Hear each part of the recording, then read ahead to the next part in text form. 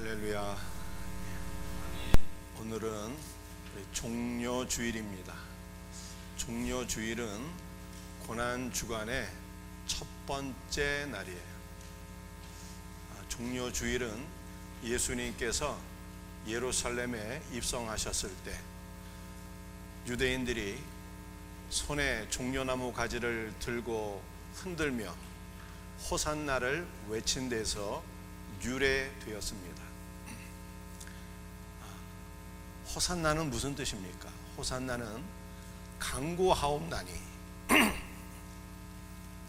구원하소서라가 호산나의 뜻이에요. 강구하옵나니 우리를 구원하소서. 호산나의 의미고요. 종려나무를 손에 들고 흔들었는데 이 종려나무는 대추 야자나무의 다른 말입니다. 이 대추 야자나무는 많은 열매를 맺는 다산의 상징이에요. 그러므로 유대인들이 종려나무 가지를 흔들고 호산나를 외친 것은 어떠한 의미겠습니까? 호산나, 강구하옵나니 우리를 구원하소서라고 하는 외침은 우리를 로마의 압제에서 구원하여 주옵소서라고 하는 뜻이고요. 손에 종려나무 가지를 들었는데 이 종려나무 가지는 다산의 상징이라고 말씀드리지 않았습니까? 우리에게 세상의 부여와 풍요를 주옵소서 라고 하는 뜻이었습니다. 그런데 예수님은 우리를, 이스라엘을 로마의 압제로부터 구원하기 위하여 오신 분이 아니에요. 우리에게 세상의 풍부를 주시기 위해서 오신 분도 아닙니다. 예수님은 우리에게 죄와 사망으로부터 우리를 구원하시고 영원한 생명을 주시기 위해서 오신 분임을 믿으시기를 바랍니다. 그러므로 예수님은 유대인의 환호성을 기뻐하시고 왕자에 오르신 것이 아니라 우리에게 죄사함과 영원한 생명을 주시기 위해서 십자가의 길을 선택하셨다라고 말씀하고 있는 것입니다. 오늘 종료주일을 맞이해서 우리 사랑하는 성도들의 심령과 가정 위에 우리 주님이 주시기를 기뻐하신 영원한 생명이 가득 부어지는 복된 은혜가 있기를 주의 이름으로 축복합니다. 오늘은 본문 말씀을 기초로 해서 두 가지를 함께 나눠보기를 원합니다. 첫 번째 나눌 말씀은 종말을 바라보고 영원을 사모하라입니다. 사무엘상 10장 2절 말씀이에요. 드디어 사울이 사무엘을 만나게 되었습니다. 사무엘은 사울이 하나님의 뜻 가운데 이스라엘의 초대 왕이 될 것을 확신시켜 주시기 위하여 네가 오늘 나를 떠나가다가 몇 가지 신비로운 표적이 너에게 나타날 것인데 그 첫 번째 표적은 나를 떠나가는 오늘 라헬의 묘실 곁에서 두 사람을 만나리니 그들이 너에게 잃어버린 암 나귀들을 다시 찾았다라고 하는 소식을 전해줄 것이다. 이렇게 예언을 했어요. 그리고 이 모든 일들이 사울에게 그대로 다 이루어졌습니다. 잃어버린 암나귀들을 찾은 것은 좋은 일인데 왜 하필이면 라헬의 묘실 곁에서 잃어버린 암나귀, 경제의 손실이 회복되었다라고 하는 이야기를 듣게 하셨을까라고 하는 것입니다. 왜 하필이면 라헬의 묘실 곁에서 그 얘기를 듣게 하셨을까요? 라헬은 어떠한 여인이었습니까? 야곱의 두 번째 부인이었는데 둘째 아들 베냐민을 낳다가 산고로 죽은 여인이 바로 라헬이에요. 즉 라헬은 나이가 많아서 자연사를 한 것이 아니고 젊은 나이에 죽은 여인입니다. 그 여인의 묘 곁에서 사울은 잃어버린 경제의 모든 손실이 복구되었다라고 하는 이야기를 들은 것입니다. 왜 그렇게 하셨을까요? 이것을 통해서 사울은 깨닫게 된 거예요. 사람은 죽음을 피할 수가 없으며, 또한 라헬을 보니까 늙어서 죽을지 젊어서 죽을지 내가 죽을 날을 알 수가 없는 존재인 것이 바로 사람이며, 인간은 이처럼 유한하고 연약한 존재이다라고 하는 것을 사울이 깨닫게 된 것입니다. 이러한 인간에게 경제의 손실이 회복이 되었어요. 이것이 과연 그렇게 의미가 있는 것이냐라고 하는 것을 성경이 우리에게 묻고 있는 것입니다. 우리 모두는 손실을 간절히 회복하기를 원하는데, 인간의 수명은 정해져 있고 그것조차도 언제 죽을는지 우리가 알 수가 없는데, 과연 육적인 물질이 회복되는 것이 그렇게 의미가 있는 것이냐 우리에게 질문하는 거예요. 또 경제의 손실을 회복하기 위하여 우리가 마음을 다하여 노력하는 것이 과연 지혜로운 것이냐 라고 묻고 있는 것입니다. 물질은 잠시 있다가 없어지는 거예요. 우리의 인생도 잠시 있다가 없어지는 것입니다. 그러므로 우리는 잠시 있다가 없어질 물질에 마음을 두지 말고 영원하신 주 예수 그리스도를 소망하며 영원하신 주 예수의 나라를 위하여 살아가라 라고 하는 것을 성경이 우리에게 말씀하고 있는 것입니다. 이와 같은 은혜가 있기를 주의 이름으로 축복합니다. 오늘 이 말씀은 시편 39편 4절 말씀과 연결이 되는 거예요. 다윗이 하나님 앞에 기도했어요. 여호와여, 나의 종말과 연한이 언제까지인지 알게 하사 내가 나의 연약함을 알게 하소서. 이 다윗의 기도는 내가 언제 죽을런지 주님이 좀 나에게 알려주시면 좋겠습니다, 이런 뜻이 아니에요. 이 다윗의 기도는 죽음이란 과연 무엇인가요? 죽음이 무엇인가를 내게 알려주옵소서라고 하는 기도입니다. 사랑하는 성도들이요, 죽음이란 무엇입니까? 죽음은 인생의 종결인 것입니다. 그러므로 악인은 죽음을 통해서 그의 모든 기쁨과 즐거움이 종결되는 거예요.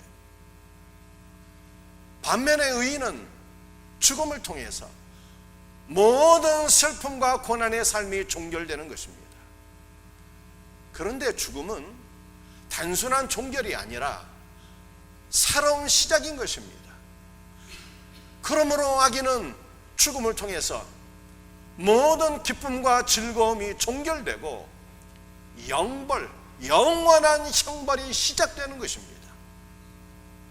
반면에 의인은 죽음을 통해서 슬픔과 고난은 종결이 되고 영원한 생명이 하나님 나라에서 시작되는 거예요.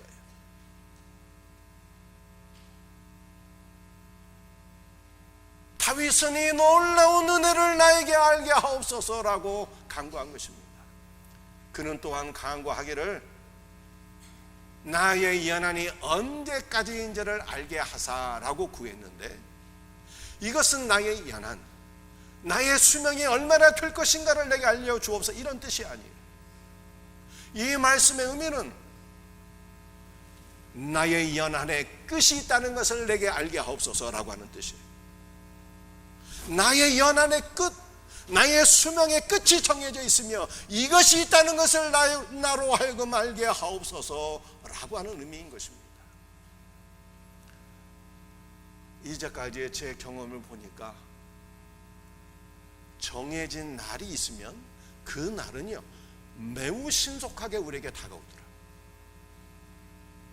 그 날이 무슨 날이든지,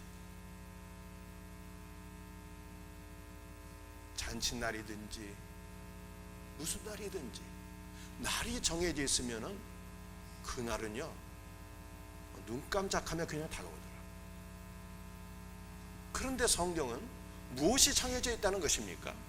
우리의 끝날이 정해져 있다는 거예요. 오늘 예배를 함께 드리는 우리 성도들 가운데에는 연로하신 분들도 있지만 연소한 성도들도 있어요. 우리가 나이가 젊을 때는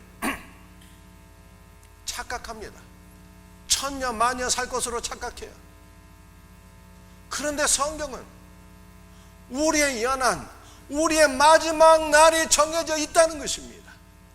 정해져 있기 때문에 그날은 순식간에 다가오는 거예요. 이것을 알게 없어서 다윗이 기도한 것입니다. 마지막 날이 순식간에 다가오지 못한다. 이걸 알지 못하시는 분들은요, 죽음을 준비하지 않고 살아요. 그런데 우리의 연한은 그 마지막 끝날이 정해져 있다. 그리고 이 날은 신속히 다가온다 라고 하는 것을 아는 분들은요, 그 마지막 날 곧 죽음을 준비하며 살아가는 것입니다. 우리는 마지막 날이 신속히 다가온다는 것을 알면 무엇을 준비해야 되는 것입니까? 용서하며 살아야 되는 것이고, 사랑하며 살아야 되는 것이고, 주님을 위하여 살아야 되는 것이고, 복음을 위하여 살아야 되는 것입니다. 한 영혼을 위하여 눈물로 기도하시고 사랑을 베푸시고 주 예수의 복음을 증거할 수 있는 복된 은혜가 있기를 주의 이름으로 축복합니다. 4절 마지막에 다윗이 이렇게 기도하잖아요. 나의 연약함을 알게 하소서. 우리의 마지막 날은 정해져 있고 이 날은 피할 수가 없어요. 그 누구도 피하지 못합니다. 그리고 이 날은 곧 다가오는 거예요. 그렇다면 우리는 얼마나 연약한 존재입니까? 우리가 우리의 연약함을 깨달아 알게 될 때, 그때 비로소 우리는 영원한 생명이신 주 예수 그리스도를 바라보고 그를 의지하게 되는 거예요. 영원한 생명이신 주 예수 그리스도를 의지하며 사모하며 살아가는 우리 성도들이 되시기를 주의 이름으로 축복합니다. 죽음에 대해서 시편은 계속해서 우리에게 말씀하고 있어요. 5절과 6절 말씀 함께 같이 읽어보겠습니다. 주께서 나의 날을 한 뼘 길이만큼 되게 하시매 나의 일생이 주 앞에는 없는 것 같사오니 사람은 그가 든든히 서 있는 때에도 진실로 모두가 허사뿐이니이다. 진실로 각 사람은 그림자같이 다니고 헛된 일로 소란하며 재물을 쌓으나 누가 거둘는지 알지 못하나이다. 우리 하나님께서 우리의 연한, 우리의 수명을 다 정해 놓으셨는데 우리의 사는 날이 그저 한 뼘 길이다 이렇게 얘기하고 있어요. 너무 짧아서 줄로 잴 필요도 없다는 뜻이에요. 모든 시간을 다 합해도 영원하신 하나님에 비하면 모든 시간이 아무것도 아닌 거예요. 그런데 우리의 일생은 겨우 한 뼘밖에 안 됩니다.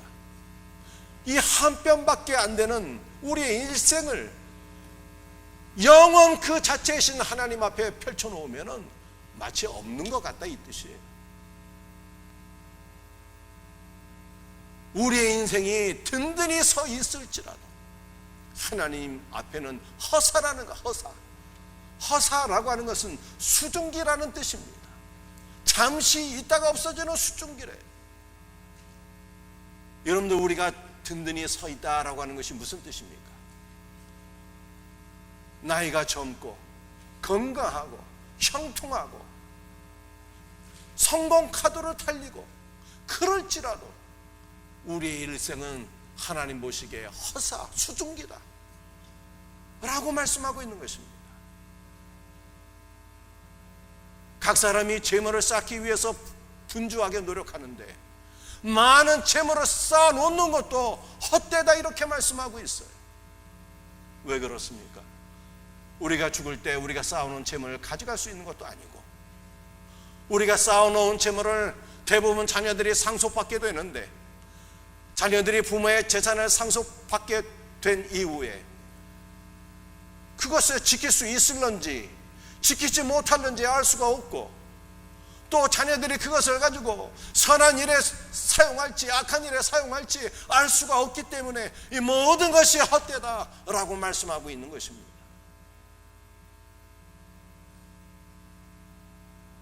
이 땅에서 모든 것이 헛사람이야. 우리는 헛된 일에 분주하게 목숨 걸어 그렇게 살아서는 안 되고, 우리는 무엇을 위해 살아가야 하는 것입니까? 영원하신 주 예수 그리스도를 바라보고 영원한 하나님의 나라를 위해 살아가는 것이 참된 지혜다 라고 하는 것을 성경이 우리에게 말씀하고 있는 거예요. 이와 같은 은혜가 있기를 주의 이름으로 축복합니다. 오늘 두 번째 나눌 말씀은 사망의 음침한 골짜기에서 우리와 함께 하시는 그리스도는 우리의 참된 소망이시다 라고 하는 것입니다. 오늘 본문 말씀 시편 23편 4절 말씀을 우리 한번 같이 읽어보겠습니다. 내가 사망의 음침한 골짜기로 다닐지라도 해를 두려워하지 않을 것은 주께서 나와 함께 하심이라. 주의 지팡이와 막대기가 나를 안위하시라. 여러분들 이 말씀이 얼마나 복된 말씀인지 모르겠어요.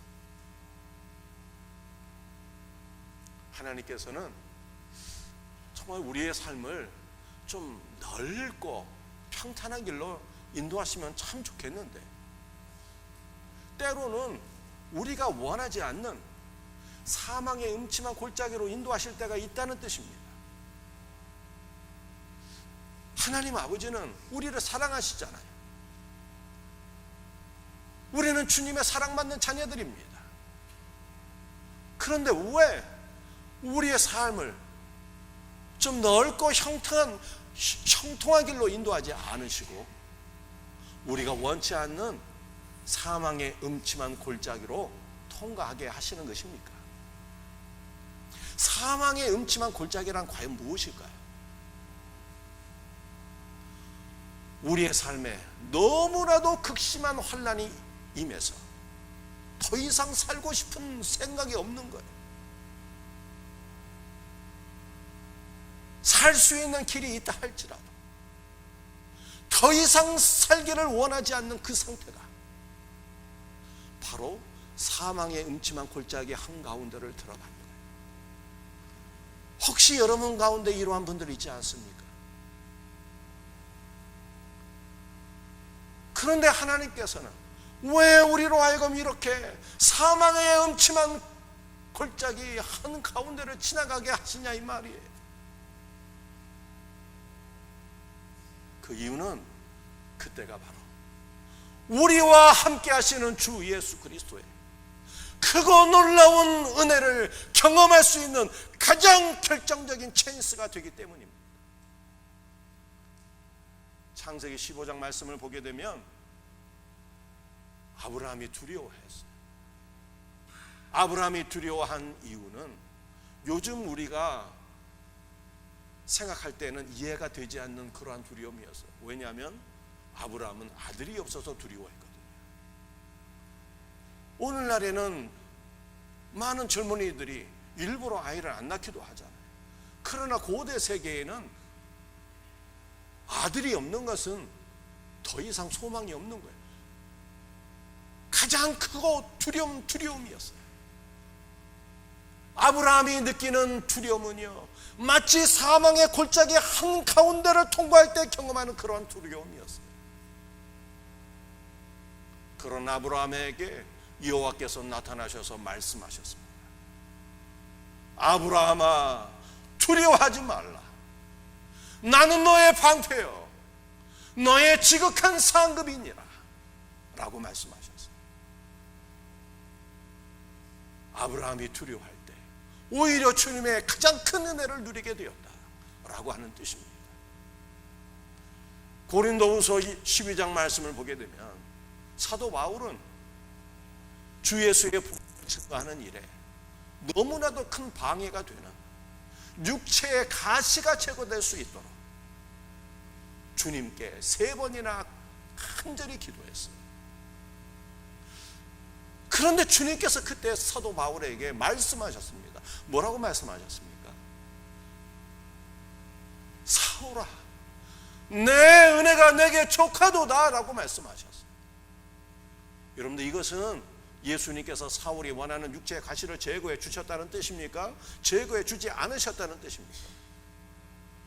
사울이 원하는 육체의 가시는 제거해 주지 않으셨지만 그 육체의 가시가 가져다 주는 고통을 능히 극복하고 이길 수 있는 은혜를 주셨다는 거예요. 은혜를.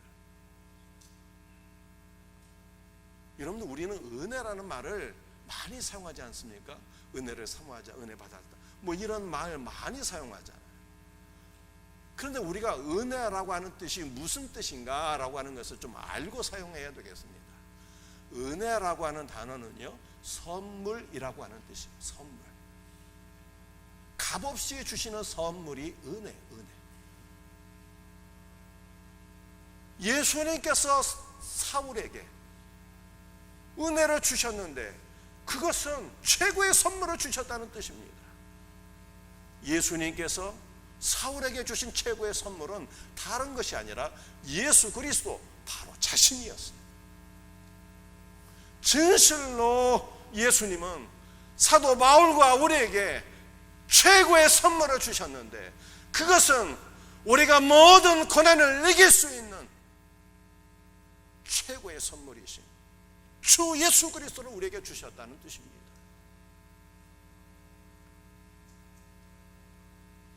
또한 주께서 말씀하셨어요.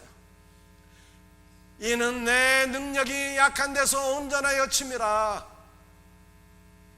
주님의 능력은요, 약한 데서 온전해진대요. 여러분들, 우리가 육신이 강해요. 건강이 강합니다. 지식이 강합니다. 물질이 강하고 권세가 강합니다. 그러면 예수님 의지하지 않거든요. 그러면은 주 예수의 생명은 점점 연약해지는 거예요. 우리 안에서.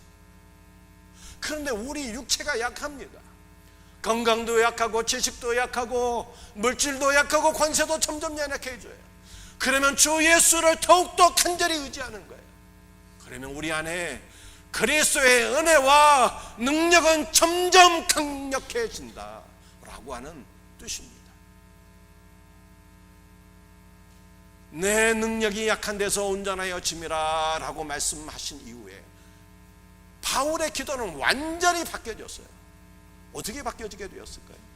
전에는 주님, 제 몸의 가시를 제거해 주세요.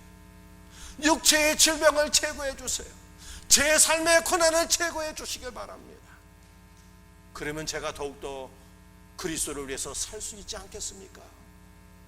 이렇게 기도했는데 주님의 말씀을 듣고 난 이후에 사울의 기도는 완전히 바뀌어졌으니 오히려 육체의 가시를 기뻐하고 육체의 가시로 인해서 주님을 찬양하고 육체의 가시를 자랑하게 되었다는 뜻입니다. 왜 육체의 가시를 자랑하게 되었을까요? 사도 바울이 이렇게 고백하고 있어요. 이는 그리스도의 능력이 내게 머물게 하려 함이라. 여러분들, 머물다라고 하는 단어가요, 장막을 치다 거주하다는 뜻이에요. 내가 지극히 연약한 그 시간에 예수님은 내 안에 하늘의 장막을 펼치시고 나와 함께 내주하신다는 거예요. 내 안에 살아 역사하신다는 것입니다. 그러므로 사도 바울은 내가 가장 연약할 그때 그 시간에 주님은 내 안에 살아계시고 나는 내 안에 나와 함께 살아계시는 주 예수 그리스도의 은혜를 힘입어 승리한다라고 고백한 것입니다. 바로 이러한 이유 때문에 예수님은 우리를 때로는 사망의 음침한 골짜기 한가운데를 통과하게 하시는 거예요. 그때 나와 함께 하시는 주 예수 그리스도를 경험하고 주 예수 그리스도의 은혜로 승리하도록 하기 위하여 이 놀라운 은혜가 우리 모두에게 있기를 주의 이름으로 축복합니다. 그런데 우리가 시편 23편 이 4절의 말씀을 좀 더 깊이 생각해 볼 필요가 있습니다. 내가 사망의 음침한 골짜기로 다닐지라도 해를 두려워하지 않는다잖아요. 해를. 사탄의 어떠한 시험이나 공격을 만날지라도 주께서 나와 함께 하신다는 믿음만 있으면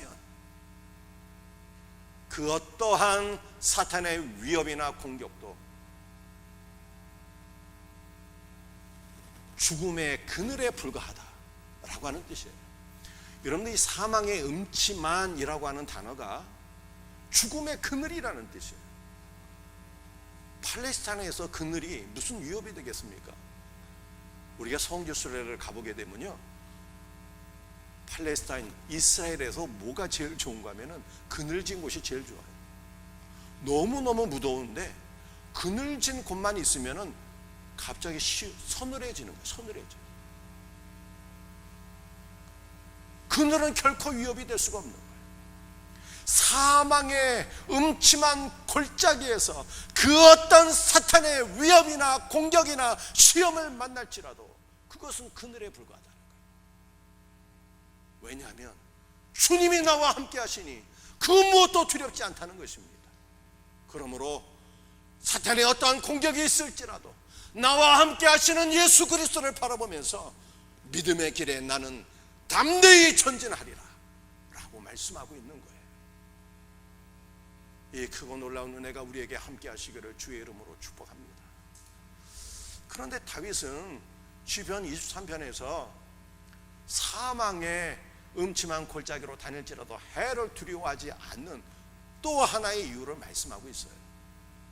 그것은 목자이신 그리스도께서 지팡이와 막대기로 나를 안위하시기 때문이다 라고 말씀하고 있는 것입니다. 여러분들, 목자가 목양을 할 때 두 가지를 갖고 다녀요. 그것이 바로 지팡이와 막대기입니다. 이 막대기는 목자들이 이 허리춤에 차고 다니는 몽둥이에요. 몽둥이. 제 나이 또래 우리 성도들은 혹시 기억하실지 모르겠는데요, 옛날 경찰들은 이 허리에 몽둥이 차고 다녔어요. 기억나십니까?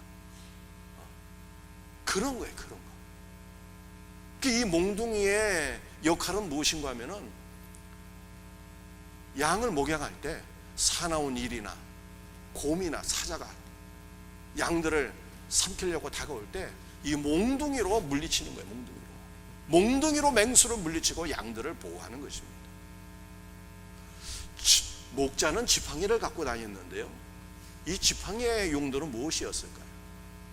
지팡이는 오늘날 연세 드신 어르신들이 이 짚고 다니는 지팡이 비슷한데 좀 달라요.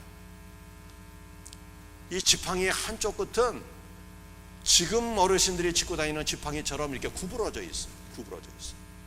그런데 한쪽 끝은요, 아주 길고 뾰족합니다. 이 구부러진 것으로는 어떤 일에 이 지팡이를 사용할까요? 양들이 목자가 이끄는 대로 따라와야 되는데 이놈이 말을 안 듣고 자꾸만 벼랑 끝으로 가는 거예요. 벼랑 끝으로 가면 떨어져 죽을 거 아닙니까? 그때 지팡이의 구부러진 부분으로 양의 목을 당기는 거예요. 양의 목을 끌어당겨서 양을 보호하는 것이 바로 지팡이입니다. 근데 양들 가운데는 또 게으른 놈들도 있어요. 목자가 이끄는 대로 따라가야 되는데 자꾸만 가지 않아. 그러면은 이 지팡이의 끝에 길쭉하고 뾰족한 부분으로 양의 엉덩이를 한번 살짝 찔러서 길을 갈 수 있도록 하는 것이 지팡이의 용도인 것입니다. 그런데 이 지팡이와 몽둥이는 말씀을 가리키는 거예요. 그러므로 목자이신 예수께서는 우리들을 목양하실 때 말씀으로 우리를 지켜주시고 보호해 주시고 말씀으로 우리를 생명의 길로 이끄신다 라고 말씀하고 있는 것입니다. 우리가 사망의 음침한 골짜기로 지나갈 때 주님께서는 지팡이와 막대기, 즉 말씀으로 우리를 안위하신대요. 안위하신다는 것이 위로한다라고 하는 뜻입니다. 그런데 이 위로한다라고 하는 단어가 강조 능동태 미완료로 되어 있어서 세상이 줄 수 없는, 사람이 줄 수 없는 강력한 위로를 부어주신다는 거예요. 끊임없이. 여러분들 이 말씀 잘 들으셔야 돼요. 하나님께서는 우리를 때때로 이 세상에서 사망의 음침한 골짜기로 통과하실 때가 있는데, 그런데 마지막 최후로 우리가 통과해야 될 골짜기가 있어요. 마지막 최후로 통과해야 될 골짜기. 그것이 무엇인가 하면 그것은 바로 죽음이에요. 죽음. 그런데 이 죽음의 골짜기는 우리가 한 번도 통과한 적이 없기 때문에 무섭고 두려운 것입니다. 그러나 믿음의 눈으로 이 죽음의 골짜기를 바라보게 되면 두렵지 않아요. 오히려 소망이고, 오히려 마음이 설레는, 흥분되는 일이 될 수 있다라고 하는 것을 성경이 말씀하고 있는 거예요. 왜 그럴까요? 마지막 죽음의 그 시간에 목자이신 그리스도는 우리를 말씀으로 위로하시는데 강력한 위로와 하늘 소망을 주신다는 거예요. 스데반 집사가 복음을 전하다가 순교하게 되었습니다. 마지막 죽음의 골짜기를 통과하게 되었어요. 그런데 주님께서 그때 스데반의 영안을 열어주셨어요. 영안을.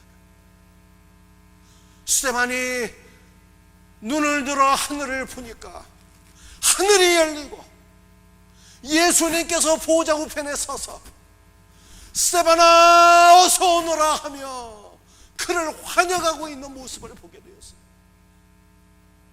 그 모습을 볼 때 스데반이 죽음이 더 이상 두려운 게 아니었어요. 오히려 가장 성령 충만한 은혜를 경험하게 되며 담대히 복음을 증거하고 주의 나라 들어간다 라고 성경이 말씀하고 있는 것입니다. 이것은 오늘 주님께서 우리에게 약속으로 주시는 말씀입니다. 사람이 한번 죽는 것은 하나님이 정하신 법이라 피할 수가 없어요. 그런데 마지막 그때, 마지막 죽음의 골짜기에서 우리 주님은 우리와 함께 하시고 강력한 위로와, 왜 주님의 위로가 강력할까요? 그것은 예수님께서 우리보다 먼저 죽음을 경험하셨기 때문에, 죽으시고 부활하신 예수님이 우리와 함께 하시며 우리에게 하늘 소망과 부활의 소망을 부어주시기 때문에 마지막 죽음도 두렵지 않고, 오히려 우리는 우리 인생의 가장 큰 은혜를 마지막 순간에 누릴 수 있다 라고 하는 것을 성경이 말씀하고 있는 것입니다. 이 놀라운 은혜가 우리 생의 마지막에 우리 모두에게 부어지기를 주 예수 그리스도의 이름으로 축복합니다.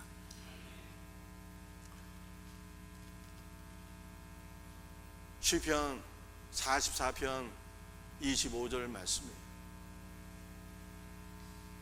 우리 영혼은 진토 속에 파묻히고 우리 몸은 땅에 붙었나이다. 여러분, 이것이 무슨 말씀입니까? 우리의 영혼은 독수리가 날개치며 하늘로 올라감 같이 그렇게 하늘의 은혜를 누리며 살아야 되는데 영혼은 땅에 파묻혔어요. 완전한 영적 침체인 것입니다. 몸도 땅에 달라붙었어요. 여러분들, 몸이 땅에 달라붙었다는 건 무슨 뜻이겠어요? 파충류나 벌레가 몸이 땅에 달라붙지 않습니까? 그러므로 몸이 땅에 달라붙었다는 것은 우리가 경험할 수 있는 것 가운데 가장 큰 고난과 수치와 모욕을 당하게 되었다 라는 뜻입니다. 이때 시인이 주께 기도했어요. 주여 깨소서, 어찌하여 주무시나이까? 일어나시고 나를 도우소서, 나를 버리지 마옵소서. 기도한 거예요. 놀라운 것은 주께서 이 기도를 들으시고 응답해 주신 거예요. 어떻게 응답해 주셨을까요? 이 기도를 들으시고 우리 예수님께서 제2의 아담이 되셨어요. 로마서 말씀을 보니까 첫 번째 아담으로 인해서 죄와 사망이 들어오게 되었고, 두 번째 아담이신 예수 그리스도 안에서 우리에게 의와 생명이 오게 된 것을 믿으시기를 바랍니다. 예수님은 우리에게 의와 생명이 되어주시기 위하여 아담이 되셨는데, 아담은 사람이란 뜻이거든요. 그런데 아담이라고 하는 단어는 붉다라고 하는 단어에서 나왔어요. 붉다. 붉은 것은 흙을 가리키는 거예요. 진흙. 그러므로 우리의 영혼과 육신이 가장 고통스러운 상황 속에 들어가게 되었습니다. 우리 영혼과 육신이 땅에 파묻힐 정도로 극심한 고난을 당하게 되었을 때, 주님은 우리 고난 한가운데로 들어오시기 위하여 그분이 흙이 되셨다는 뜻이에요. 그러므로 우리는 예수님을 언제 만나게 되는 것입니까? 우리 영혼과 몸이 땅에 달라붙어 있을 그 시간에 흙이 되신 예수 그리스도, 가장 고난의 그 시간에 나와 함께 계시는 주 예수 그리스도를 만나게 될 것을 믿으시기를 바랍니다. 사망의 음침한 골짜기 한가운데 지나게 될 때, 그때 나와 함께 하시는 주님을 만나게 된다는 거예요. 우리 시편 44편은 이번 주에 제가 새벽 기도 때 전한 말씀이에요. 이 말씀을 두 번 듣는 분들은 더 큰 은혜가 있기를 축복하고, 처음 듣는 분들은 더 집중해서 잘 들으시기를 바랍니다. 마지막 성경 구절 26절 함께 같이 읽겠습니다. 일어나 우리를 도우소서, 주의 인자하심으로 말미암아 우리를 구원하소서. 우리는 사망의 음침한 골짜기를 통과할 때 주여 일어나 우리를 도우소서라고 기도해야 돼요. 그런데 주님의 도우심은 우리의 의와 선함에 기초하지 않습니다. 우리가 의롭다고 도우시고 의롭지 않다고 도우지 않으시고 그런 게 아니라는 뜻이에요. 주님의 도우심은 주님의 인자하심에 기초하고 있어요. 인자하심은 헤세드인데, 이것은 언약에 기초한 변함없는 예수님의 영원한 사랑을 가리키는 거예요. 이것이 우리의 소망인 것입니다. 주님은 우리가 고난 한가운데 있을 때 우리와 함께 하시고 우리를 도우시는데, 언약에 기초한 변함없는 사랑으로 우리를 도우세요. 주님의 도우심은 언약에 기초한 영원한 사랑에 기초하고 있으며, 이 사랑은 결국 우리를 구원하는 걸로 연결이 되는 거예요. 그런데 이 구원이라는 것이 무엇일까요? 이 시편 44편 26절에서 구원하다라고 하는 단어는, 구원하소서라고 하는 단어는 속량하다라고 하는 단어, 속량하다. 여러분들, 속량이라는 것이 무엇입니까? 어떤 사람이 노예로 팔려갔어요. 노예에서 자유함을 누리게 되려면 속전이 필요한 거예요. 속전을 지불해야지 노예된 상태에서 벗어나서 자유민이 되는 것입니다. 우리는 다 죄와 사망의 노예였어요. 고난에게 사로잡혀서 낙심하고 절망하며 살던 자들이었습니다. 그런데 예수님께서 우리를 자유케 하기 위하여 속전을 지불하셨어요. 주님이 지불하신 속전이 무엇입니까? 예수님의 피입니다. 피로써 속전을 지불하시고 우리를 자유케 하셨고 하나님 나라 양민 되게 하셨다는 뜻이에요. 그러므로 우리는 주 예수께서 지불하신 속전으로 말미암아 이 땅에서는 영혼과 육신의 회복과 자유를 누리게 되었고, 하나님 나라에서는 영원한 하나님 나라의 양민으로 살아가게 된 것을 믿으시기를 바랍니다. 어떤 아버지가 사랑하는 아들을 위하여 최고급 레스토랑을 예약해 놓았어요. 그 레스토랑에서 가장 맛있는 음식을 주문해 놓고 값도 다 치렀어. 그러면 아들은 이제 어떻게 하면 되는 것입니까? 돈이 있든지 없든지 상관없잖아요. 아버지가 다 예약해 놓고 값도 다 치렀으니까 아들은 어떻게 하면 되는 것입니까? 레스토랑 가서 우리 아버지가 예약해 놓은 음식 갖고 오세요 요구하고 맛있게 즐기면 되는 거예요. 우리가 이 은혜를 누려야 되는 것입니다. 아버지여, 나의 회복을 위하여 예수님께서 피로써 값을 다 치루어 주셨으니 영혼과 육신의 회복을 주옵소서. 나에게 참 자유를 주옵소서. 우리는 당당하게 요구해야 되는 것입니다. 이 믿음으로 살아가기를 주의 이름으로 축복합니다. 그런데 우리 마지막 생각할 것이 있어요. 우리는 주님을 의지하며 기도하면 주님께서 우리에게 회복의 은혜를 주시는데 영혼과 육신의 회복이 있기를 축복합니다. 그런데 우리가 이 땅에서 누리는 회복은요, 일시적이에요. 부분적인 회복인 것입니다. 일시적이고 부분적인 회복을 누리는 거예요. 온전한 회복, 영원한 회복은 어디에서 이루어지는 것입니까? 그것은 바로 하나님 나라예요. 하나님 나라에서 우리는 완전하고 영원한 회복을 누리는 것입니다. 그러므로 주 예수 그리스도와 그의 영원한 나라만이 우리의 소망인 거예요. 영원하신 주의 나라를 소망하며 살아가는 우리 복된 성도들이 되시기를 주의 이름으로 축복합니다. 제가 번호 읽으면 여러분들 내용 읽으시길 바랍니다. 1. 마지막 날이 정해져 있고 그날이 신속히 다가온다는 것을 아는 성도는 준비하며 사는 거예요. 어떤 준비한다고요? 용서하고 사랑하고 복음을 위하여 주님을 위해 살아가는 것입니다.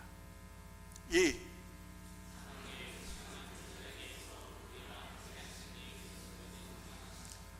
때때로 우리 주님은 내가 원치 않는 사망의 음침한 골짜기를 통과하게 하시는데 그때가 결정적으로 주님의 은혜를 받을 수 있는 그 시간인 거예요. 이 놀라운 은혜가 우리 모두에게 넘치기를 주의 이름으로 축복합니다.